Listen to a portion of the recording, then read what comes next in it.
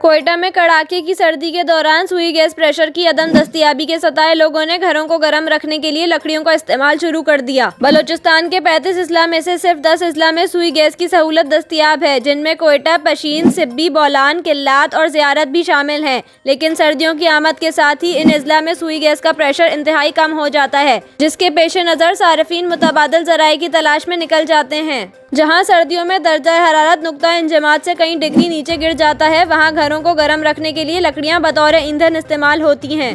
घरों में जलाने के लिए लकड़ी जो आमतौर पर 1200 रुपये मन फरोख्त होती है, सर्दियों में 1600 रुपये मन तक पहुंच जाती है। यही वजह है कि अब शहरियों के लिए लकड़ी का इस्तेमाल भी मुश्किल होने लगा है। शहरियों ने शिकवा किया कि गैस का तो नामो निशान नहीं, इसलिए तो लकड़ी खरीदने आए हैं। मजबूर हैं, गैस तो बिल्कुल नहीं है, हम अब LPG खरीद नहीं सकते। लकड़ी का ये हाल है। एक डॉल पर जाओ, कोई बोलता है 1400 का मन है, आगे वाला कहता है 1600 का मन है, आगे जाओ तो कोई कहता है कि 2000 का मन है। गरीब बंदा इतना परेशान है, लेकिन कोई सुनने वाला ही नहीं है। दूसरी जानिब सनाउल्लाह नामी दुकानदार का कहना था कि अभी गैस का प्रेशर बिल्कुल नहीं है, इसलिए लकड़ी 1500 से 1600 रुपये मन तक बिक रही है, और अगर गैस हो तो 1100 से 1200 रुपये का रेट है। बलूचिस्तान के वो अजला जहाँ सुई गैस की सहूलत मैसर नहीं है, वहाँ घरों को गर्म रखने के लिए लकड़ी की अहमियत से इनकार नहीं किया जा सकता है।